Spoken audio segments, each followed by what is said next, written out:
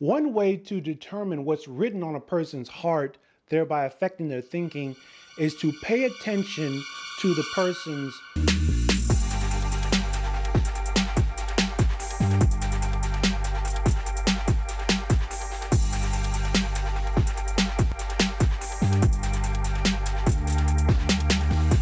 What's good? It's your boy Zachary Carroll, aka Pastor Z, and this is Christian Hood Talk, where we help you apply the Bible to all of life's craziness. If you haven't subscribed yet, what are you doing? Bro, sis, go ahead and hit the subscribe button down below. We are on the road to 500 subscribers. We're going to get there one subscriber at a time. Please tell all your friends and all your family about what we're doing here at Christian Hood Talk. We are applying Jesus to everything under the sun. About a month ago, I did a video helping you stay away from cheaters in your dating life forever. And one of those points I made was that you should figure out what's written on a person's heart. And one of the comments I received on that video was that, Pastor Z, there's no way to determine what's written on someone's heart. Well, that's where I'm coming with this video to give you 3 tips to read a person's heart. Stay tuned. The Bible constantly tells us how important the heart is.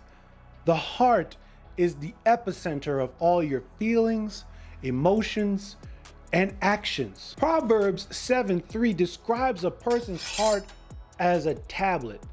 And what is the truth about all tablets? They can be read.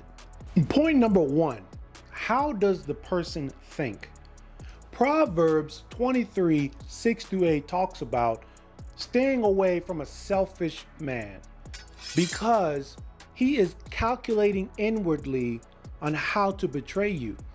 He may even say good things to you. He may even say nice things and give you nice things, but his heart is not with you.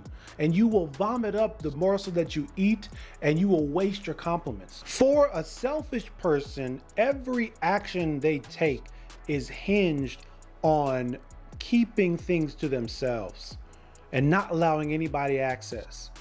So what you need to determine is what is the thing that is at the hinge of every decision that this person makes.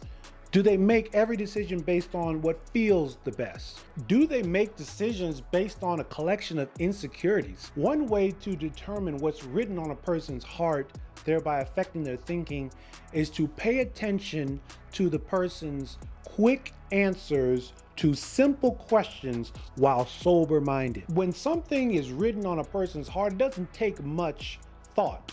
It doesn't take much deliberation. It doesn't take much meditation to answer a question that they have already determined that has already been resolved in that person's heart. When you are talking to this person on a day-to-day basis, when you're talking to this person about their day or about the decisions that they're making or about the people in their lives, whatever conversation you're having with this person, pay attention to how they answer your questions quickly. Because the quick answers are what has already been resolved in that person's heart. When I say sober-minded, I mean that they're not under the influence of emotions.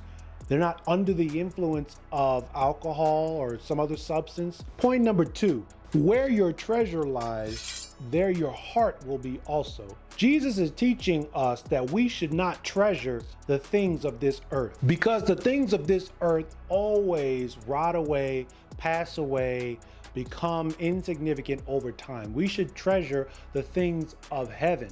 We should treasure the spiritual things. The word treasure means to store up, to save up, to protect, to gather, as like a treasury of an organization gathers all the money and collects all the money. So what is this person collecting? What is this person storing up? This will give you an indication of what they treasure in their heart. This comes out always over time. Someone who has a lot of clothes values their appearance. Now that's not necessarily a bad thing, but that's something that you should pay attention to.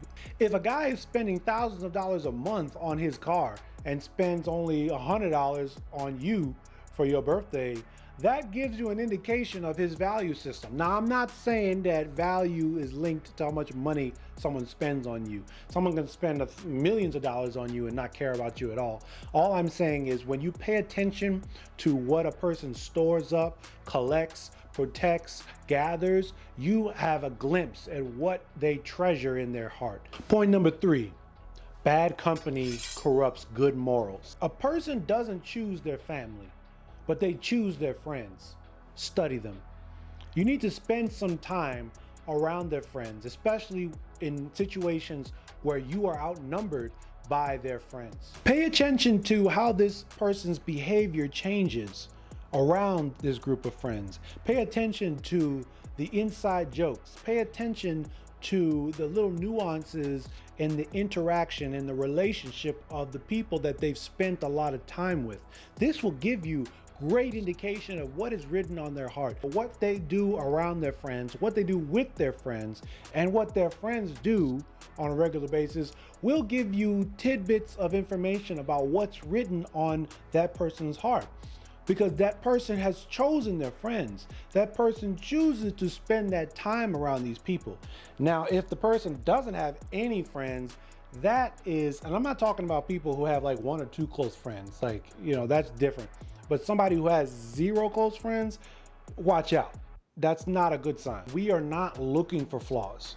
We are not looking to cancel people in our lives when we see something we don't like. We are looking to be fully informed so that we can make wise decisions about who we allow into our heart, because it is our responsibility to guard our own heart with all diligence, with all vigilance.